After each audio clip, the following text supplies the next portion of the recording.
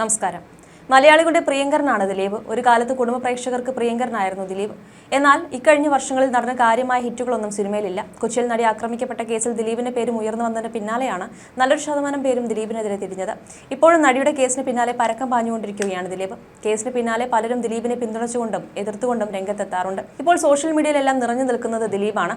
നടൻ ദിലീപിന്റെ 150ാമത്തെ ചിത്രമായി തിയേറ്ററിലേക്ക് എത്തിയ പ്രിൻസ് ആൻഡ് ദ ഫാമിലി മികച്ച വിജയം കൈവരിച്ചിരിക്കുകയാണ്. ഒരു ഫീൽ ഗുഡ് കുടുംബ ചിത്രമായി എത്തിയിരിക്കുന്ന പ്രിൻസ് ആൻഡ് ഫാമിലിയെക്കുറിച്ച് സമ്മിശ്ര പ്രതികരണങ്ങളായിരുന്നു പ്രേക്ഷകരുടെ ഭാഗത്തു നിന്നും വന്നത്.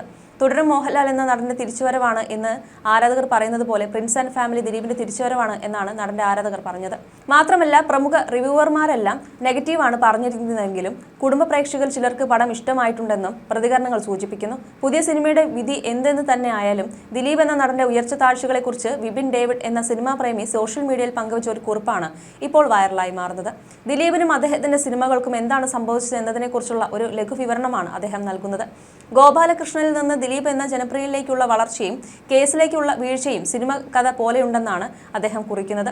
വിപിൻ ഡേവിഡിന്റെ കുറിപ്പിന്റെ പൂർണ്ണരൂപം ഇങ്ങനെയാണ്: ഒരു തിരിഞ്ഞുനോട്ടം. പ്രിൻസ് ആൻഡ് ഫാമിലി ആവറേജ് അഭിപ്രായം പലരും പറഞ്ഞു കേട്ടു. റിവ്യൂസ് ചെയ്യുന്നവന്മാർ എല്ലാം നെഗറ്റീവ് പറഞ്ഞു. ഫാമിലിക്ക് താല്പര്യമുണ്ടെങ്കിൽ പടം ഹിറ്റാവും, അല്ലെങ്കിൽ അടുത്ത ഒരു ഫ്ലോപ്പ് കൂടിയാവും. ഞാൻ പറയാൻ വന്നത് ദിലീപ് എന്ന ആക്ടർ, അയാളെക്കുറിച്ചാണ്. ഗോപാലകൃഷ്ണൻ അയാളുടെ ആഗ്രഹം കൊണ്ട് കഷ്ടപ്പെട്ട് ദിലീപ് എന്ന അയലത്തെ വീട്ടിലെ പയ്യൻ ആയ യാത്ര അവിശ്വസനീയമായ ഒന്നാണ്. ആ യാത്ര ഓരോ സാധാരണ സ്വപ്നമോഹിക്കും പ്രചോദനമാണ്. അത് ഏത് മേഖലയിലുള്ളയാൾ ആണെങ്കിലും. സ്വയം വിശ്വാസവും അതിനപ്പുറം കഠിന പരിശ്രമവുമുള്ള ഒരാൾക്ക് വിജയിക്കാൻ പറ്റുമെന്നതിന്റെ ഉത്തമ ഉദാഹരണം. കാലം അയാളെ പൊളിച്ചെഴുതിയെങ്കിലും മുകളിൽ പറഞ്ഞത് നിഷേധിക്കാൻ പറ്റാത്ത യാഥാർത്ഥ്യമാണ്. അടുത്ത വീട്ടിലെ പയ്യൻ ഇമേജ്, അതായിരുന്നു അയാളുടെ പവർ ഹൗസ് ഒരു കാലത്ത്. കോമിക് കോള തൊട്ട് മാനത്തെ കൊട്ടാരം വരെ എത്താൻ അയാൾ നടത്തിയ ശ്രമം അത്ഭുതകരമാണ്, കഠിനമായിരിക്കുന്നത്. ആദ്യ പടി കടന്ന് കിട്ടുക എന്നത് ഹിമാലയം ടാസ്ക് ആണ്.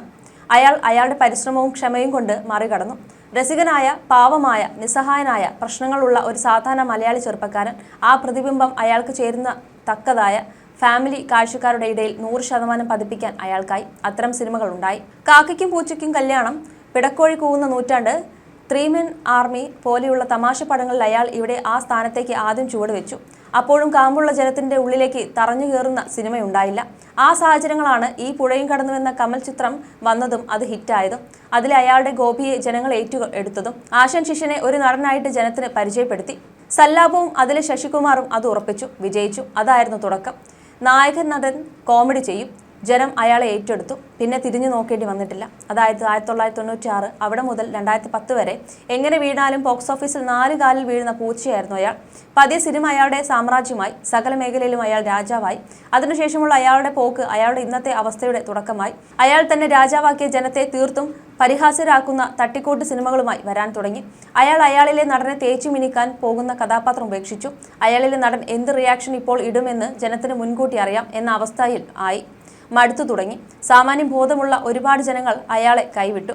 വിഖ്യാത റിവ്യൂവർ പറയുന്ന പോലെ ഒരേ അച്ചിൽ വാർത്ത കുറേ മലം കൾട്ട് സിനിമകൾ കാലം മാറുന്നത് അറിയാതെ അയാളുടെ ആയിട്ട് പുറത്തേക്ക് വന്നു.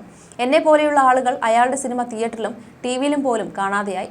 ഇടയ്ക്കിടയ്ക്ക് ചില ഐറ്റംസ് വരുമ്പോൾ മാത്രം പോയി കാണും. കഥയുടെ അവസാനം അയാളെക്കുറിച്ച് ഒരുപാട് ആരോപണം വന്നു. മലയാളം സിനിമയിൽ സൂപ്പർ സ്റ്റാറിനെ പോലും നിലയ്ക്ക് നിർത്താൻ പവറുള്ള ഒരാൾ എന്ന വളർച്ച അയാളിലുണ്ടായി. അടുത്ത വീട്ടിലെ പയ്യൻ എന്ന സോഫ്റ്റ് ഇമേജ് പതിയെ പൊളിഞ്ഞു തുടങ്ങി. എല്ലാത്തിനും ഒടുക്കം പീഡന കേസായി ഒറ്റപ്പെട്ടു, അകത്തുപോയി. ഫാമിലി അയാളെ വില്ലനായി കണ്ടു. ജനപ്രിയനായ അയാൾക്ക് ക്രിമിനൽ ഇമേജ് വന്നു. പൂർണ്ണമായി ഫീൽഡ് ഔട്ടായി. വല്ലാത്തൊരു യാത്ര തന്നെ. ഇപ്പോൾ ഏറ്റവും മോശം കാലത്തോട് അയാൾ പടം വെട്ടുന്നു. അയാൾ തോൽക്കുമോ ജയിക്കുമോ തിരിച്ചു വരുമോ എന്നൊക്കെ കാലം ഉത്തരം പറയട്ടെ. ഒരു കാലം അയാളുടേതായിരുന്നു. ഒരിക്കലും ചെയ്യാൻ പാടില്ലാത്ത ഒരു തെറ്റാണ് അയാളിൽ ആരോപിക്കപ്പെട്ടതും 8ാം പ്രതിയായി കുറ്റം ചാർത്തി കൊടുത്തതും വിധി വരും. കുറ്റം തെളിഞ്ഞാൽ ശിക്ഷ അയാൾക്ക് കിട്ടാം, അല്ലെങ്കിൽ പോരാടി ജീവിതത്തിൽ തിരിച്ചു വരാം. പക്ഷേ സിനിമയിൽ അയാൾക്ക് ഒരു പഴയ അടുത്ത വീട്ടിലെ ചേട്ടൻ ഇമേജ് തിരിച്ചു കിട്ടുമോ? എന്താണ് തോന്നുന്നത്? അഭിപ്രായം നിങ്ങൾക്ക് പറയാം.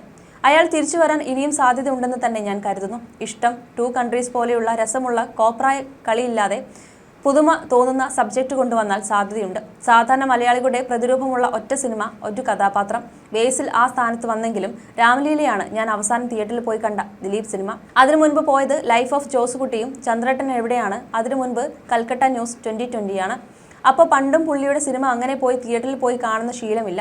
കണ്ടതെല്ലാം ഒരുപാട് ചിരിപ്പിച്ച സന്തോഷിപ്പിച്ച സിനിമകളായിരുന്നു. ഒരാളുടെ വീഴ്ച ഓർത്തുപോയതാണ്. ഗോപാലകൃഷ്ണനിൽ നിന്ന് ദിലീപ് എന്ന ജനപ്രിയയിലേക്കുള്ള വളർച്ചയും കേസിലേക്കുള്ള വീഴ്ചയും സിനിമ കഥ പോലെയുണ്ട്. അതിനുള്ള സാധ്യതയുമുണ്ട്. വല്ലാത്തൊരു കഥ തന്നെ. അതേസമയം ദിലീപ് ആരാധകർ വലിയ പ്രതീക്ഷ വെച്ച് പുലർത്തിയിരുന്ന ചിത്രമായിരുന്നു പ്രിൻസ് ആൻഡ് ഫാമിലി. രാമലീലയ്ക്ക് ശേഷം ദിലീപിൻ്റെതായി ഒരു തിയേറ്റർ ഹിറ്റ് ഈ ചിത്രത്തിലൂടെ ഉണ്ടാകുമെന്ന് അവർ പ്രതീക്ഷിച്ചു. ആ പ്രതീക്ഷകൾ പൂർണ്ണമായി തകർന്നെങ്കിലും സമ്മിശ്ര പ്രതികരണം നേടിക്കൊണ്ടാണ് ചിത്രം തിയേറ്ററുകൾ ഓടിക്കൊണ്ടിരിക്കുന്നത്. പ്രിൻസ് ആൻഡ് ഫാമിലി മികച്ച ചിത്രമാണെങ്കിലും പതിവ് പോലെ ഒരു വിഭാഗം പതിവ് പോലെ ദിലീപിനെതിരെ നെഗറ്റീവ് പ്രചരണം നടത്തുകയാണെന്ന് ദിലീപ് ആരാധകർ അഭിപ്രായപ്പെടുന്നുണ്ട്. അത് അല്ല, ചിത്രം പ്രതീക്ഷിച്ച അത്ര നിലവാരം പുലർത്തിയില്ലെന്ന വിമർശനവും ചിലർ ഉയർത്തുന്നുണ്ട്. സിനിമാ ആരാധക ഗ്രൂപ്പുകളിൽ ഇത് സംബന്ധിച്ച് ചൂടേറിയ ചർച്ചകളാണ് നടക്കുന്നത്. ഞാനൊരു ദിലീപ് ഫാനല്ല, പക്ഷേ ഇങ്ങനെയൊന്നും ഒരു സിനിമയ്ക്കും റിവ്യൂ പറയാൻ പാടില്ലെന്ന അഭിപ്രായമുണ്ട്. കാര്യം ബലാത്സംഗ കേസിലെ പ്രതിയൊക്കെയാണ് പുള്ളിയെങ്കിലും ഒരു സിനിമ എന്ന് പറയുന്നത് എത്രയോ ലക്ഷം ആളുകളുടെ പ്രയത്നമല്ലേ. ഇങ്ങനെ കാട്ടവരാധം, മലങ്കൽ ടു പ്രോമാക്സ്, വിന്റേജ് കോമാളിത്തരം എന്നൊക്കെ പറഞ്ഞാൽ നാളെ ആരെങ്കിലും അത് പോയി കാണുമോ എന്നാണ് സഫ്തർ ഹഷ്മി എന്നയാൾ അശ്വന്ത് കോക്കിനെ ഉദ്ദേശിച്ചുകൊണ്ട് മൂവി സ്ട്രീറ്റ് എന്ന ഗ്രൂപ്പിൽ പങ്കുവെച്ച കുറിപ്പിൽ ചോദിക്കുന്നത്. ബ്രോമാൻസിൽ മാത്യു കോമാളിത്തരം കാണിച്ചപ്പോൾ ഇല്ലാത്ത പ്രശ്നം എന്തിനാ ഈ അശ്വന്തിന് ദിലീപേട്ടൻ കാണിച്ചപ്പോൾ മാത്രം തോന്നുന്നത്? അത് ഇരട്ടത്താപ്പല്ലേ? കോമാളിത്തരമായിരിക്കും എന്ന മുൻവിധിയോടെ ഒരു സിനിമ കാണാൻ ഇരുന്നാൽ അത് കോമാളിത്തരമായിട്ട് തന്നെയല്ലേ തോന്നുള്ളൂ. സോഫയിൽ ഏതോ ടോയ് വെച്ചതിൻ്റെ മേലെ പോയി ഇരുന്ന് ടോയ് ഒച്ച വെച്ചതിന് കേട്ട് ഞെട്ടിയ കോമഡിയൊന്നും അശ്വന്തിന് വർക്കായില്ലെന്ന് കരുതി അത് ആർക്കും വർക്ക് ആവില്ലെന്നില്ലല്ലോ. അതൊക്കെ വർക്കാവുന്ന 5-6 ആളും കൂടിയതല്ലേ നമ്മുടെ സമൂഹം. ഞാൻ എന്തായാലും നാളെ രാവിലെ തന്നെ പോയി കാണാൻ തീരുമാനിച്ചുവെന്നും അദ്ദേഹം കൂട്ടിച്ചേർക്കുന്നു. അതേസമയം ഒരു വലിയ കാലയളവിന് ശേഷം ജീവനുള്ള മുഖമുള്ള ദിലീപിനെ കാണാൻ കഴിഞ്ഞുവെന്നാണ് സിജിൻ കൂവള്ളൂർ എന്നയാൾ അഭിപ്രായപ്പെടുന്നത്. കേസും കൂട്ടവുമായി നടക്കുന്നതിനിടയിൽ ഇറങ്ങിയ സിനിമകളിൽ പ്രേക്ഷകരെ ചിരിപ്പിക്കാൻ അഭിനയിക്കുന്നു എന്ന് തോന്നിപ്പിക്കുന്ന ഒരു നിരാശ നിറഞ്ഞ മുഖത്തിൽ നിന്നും ജീവനുള്ള മുഖമുള്ള ഒരു ദിലീപേട്ടനെ കാണാൻ സാധിക്കുന്നുണ്ട് പ്രിൻസിലെന്നും അദ്ദേഹം അഭിപ്രായപ്പെടുന്നു. ചിരിക്കില്ലെന്ന വാശിയില്ലാതെ കണ്ടാൽ ഫസ്റ്റ് ഹാഫ് മനസ്സ് നിറഞ്ഞു ചിരിക്കാൻ ഒരുപാട് അവസരങ്ങളുണ്ട്. സെക്കൻഡ് ഹാഫിൽ കുറച്ച് ക്ലീശ പരിപാടി തോന്നിയെങ്കിലും ഫാമിലി സെന്റിമെന്റ്സും മറ്റുമായി തെറ്റില്ലാതെ കണ്ടിരിക്കാം. കഥ പുതുമുള്ളതല്ല എങ്കിലും പറയുന്ന അന്തരീക്ഷം വളരെ കാലിക പ്രസക്തമാണ്. 2 കൺട്രീസ്, മൈ ബോസ് പോലെ ഒന്നും എത്തിയില്ല എങ്കിലും വളരെ നല്ല കുടുംബ ചിത്രമാണ്. ഷാരിസ് മുഹമ്മദിന്റെ നല്ല തിരക്കഥ. പുതുമുഖ സംവിധായകൻ പിന്റോ സ്റ്റീഫന് ആ പണി അറിയാമെന്ന് തെളിയിച്ചെന്നും അദ്ദേഹം അഭിപ്രായപ്പെടുന്നു. തുടക്കം മുതൽ അവസാനം വരെ കുടുംബസമേതം തിയേറ്ററിലിരുന്ന് ആസ്വദിച്ച് കാണാവുന്ന ഒരു സിനിമയാണ് പ്രിൻസ് ആൻഡ് ഫാമിലി എന്ന് KP നജീമുദ്ദീൻ എന്നയാളും അഭിപ്രായപ്പെടുന്നു. ഒരു ദിലീപ് സിനിമ തിയേറ്ററിൽ ഇത്രയും ആരവങ്ങളോടെ കണ്ടിറങ്ങിയിട്ട് വർഷങ്ങളായി. 2 കൺട്രീസ് ആയിരുന്നു ഇത്രയും നിറഞ്ഞ സദസ്സിൽ കൂട്ടച്ചിരിയും കയ്യടികളുമായി ആസ്വദിച്ച് കണ്ട ഒരു ദിലീപ് ചിത്രം. സിദ്ദിഖ്, ബിന്ദു പണിക്കർ, ജോണി ആന്റണി, മഞ്ജു പിള്ള തുടങ്ങി വരുന്നവരും പോകുന്നവരുമൊക്കെ ഗംഭീര പ്രകടനം. പുതിയ നായികയുടെ പ്രകടനമാണ് ഏറ്റവും ഗംഭീരം. ആദ്യ സിനിമയാണെന്നും തോന്നാത്ത വിധം വളരെ വെടുപ്പായി തന്നെ ചെയ്തു വെച്ചിട്ടുണ്ട്. മ്യൂസിക്, ഡയറക്ഷൻ, എഡിറ്റിംഗ് തുടങ്ങിയ എല്ലാം ഒന്നിനൊന്ന് മെച്ചം. Jana Gana Mana, queen, Malayali frame, India എന്നിവയ്ക്ക് ശേഷം ഇന്നത്തെ കാലത്ത് ഏറെ സാമൂഹ്യ പ്രസക്തിയുള്ള ഒരു വിഷയവുമായി തിരക്കഥാകൃത്ത് ഷാരിസ് മുഹമ്മദ് വീണ്ടും നമുക്ക് മുന്നിൽ എത്തിയിരിക്കുകയാണ്. ഒരേ സമയം ചിരിപ്പിക്കുകയും ചിന്തിപ്പിക്കുകയും ചെയ്യുന്ന ഒരു നല്ല കുടുംബ ചിത്രമാണ് ഇതെന്നും അദ്ദേഹം കൂട്ടിച്ചേർക്കുന്നു.